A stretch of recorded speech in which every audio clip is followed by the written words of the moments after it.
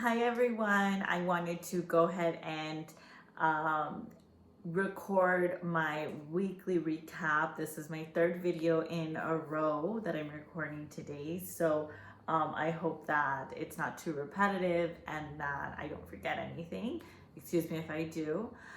So last semester, my first semester, my program, I started doing like a weekly recap slash vlog slash venting session. And for me personally, it's been very therapeutic. But also, I know that it's helped people stay engaged with the work that I'm doing. I'm providing what I hope is transparency on the process and the feelings that I have about it and whatnot. So I was a little bit hesitant about continuing them, but I did get some good feedback, so I wanted to continue. Just so everyone is on the same page, I am in a doctoral program, a doctorate of education at USC, University of Southern California in Los Angeles. I started in fall 2020, so I have just finished my first semester and I'm moving on to my second semester. This program is, so it's an EDD, subject is organizational change and leadership. And one of the components of the program, there's several that make it pretty unique. But one of them is that this program is designed for industry leaders and professionals. So one of the requirements to get in is that you have to have, I believe it's 7 years of professional leadership experience. And so most of the individuals in the program are leaders in terms of not only their job title, but in the work that they've done. And so it tends to be um, an older learner, if that makes sense. So in my program, I feel like I'm probably one of the youngest. I'm 34. I was 34 when I started the program as well. So some of my classmates are like late 30s, early 40s, but there are some of my classmates who are in their 60s as well. So it's definitely not like, for a lot of reasons, not like a PhD program or your typical PhD programs, because a lot of people have spent, some time out of school. Um, the program encourages but doesn't require a master's degree. If you don't have a master's degree, there's a longer track, and you basically do that before you start and then catch up with your cohort. So I started in September, or actually August. There are some people who started, and I forget how long it is, maybe like 6 months. And so they started maybe about a year ago. And then now we're all in the same cohort. They've kind of caught up. I already had my master's, so I didn't need to do that piece. Um, and then there are some people who just finished their master's at another school and then went right into their doctorate program. I have a lot of thoughts about that, but that's not my experience. I'm not going to speak to it. And then the other thing is the GRE. So the GRE is not a requirement for this program. My master's program also, it wasn't a requirement, so I've been lucky to avoid taking the GRE. This My master's program and my doctoral program both required a writing assessment in lieu of the GRE, which I was happy to do, as that's a lot less painful in my opinion than a standardized test.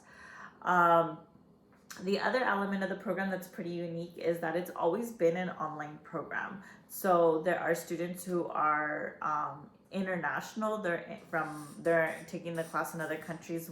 Last semester, I had a classmate who was in the Philippines. This year, I have a classmate who's in Cambodia, which is kind of interesting. And actually, another one, I believe she's in India. So it's really interesting to see that there are people from all around the world taking these courses or taking the program as well. So, like I said, an EDD program is, there is a lot of differences between an EDD and a PhD, for example, or some of the other doctoral programs. But this is the experience of my program. I liked that it was cohort style, so I'll be taking all my classes with the same individuals.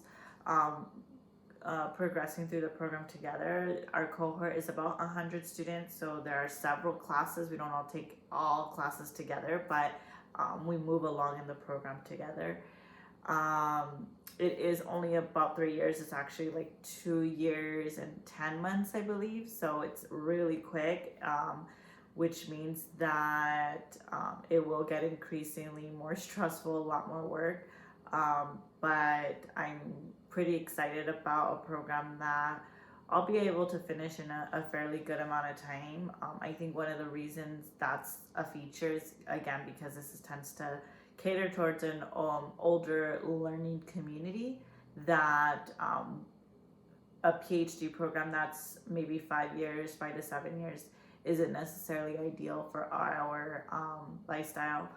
Also, the program, like I said, is because it is for people already in the industry or leaders.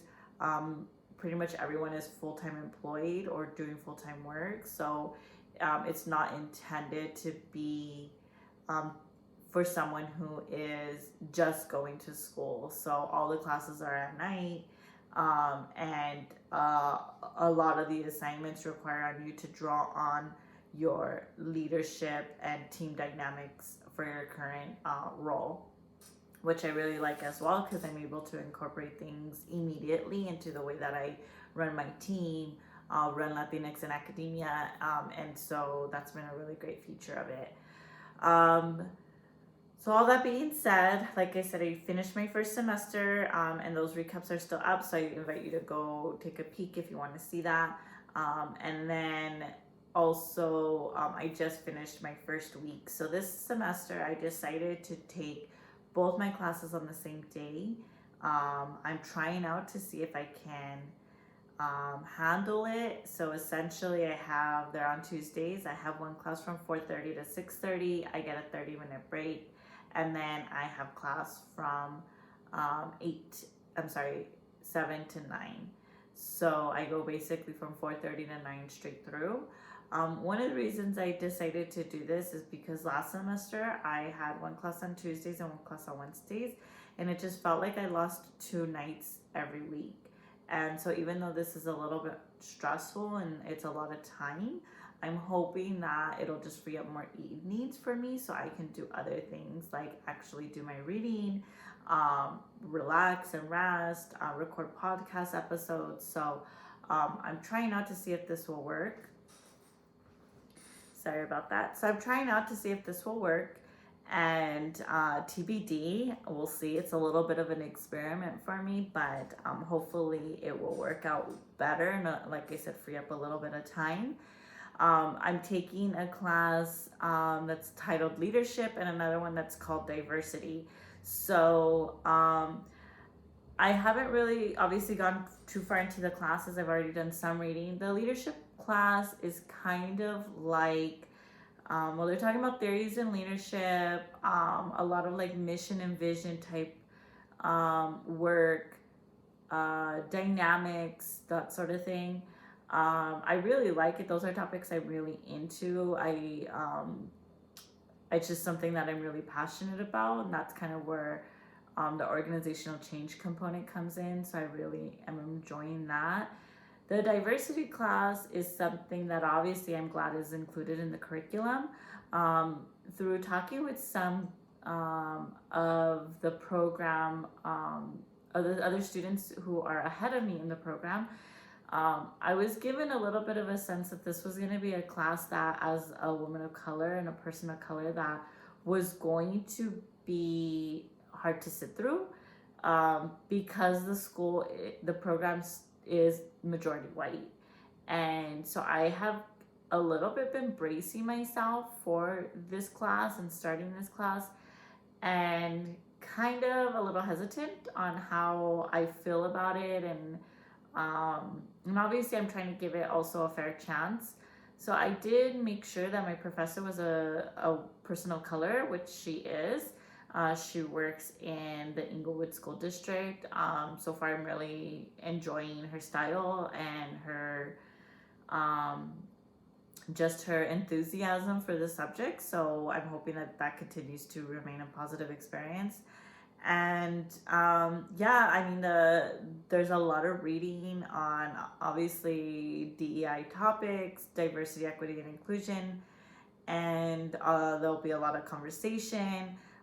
So yeah, I'm just kind of bracing for what that will feel and be like.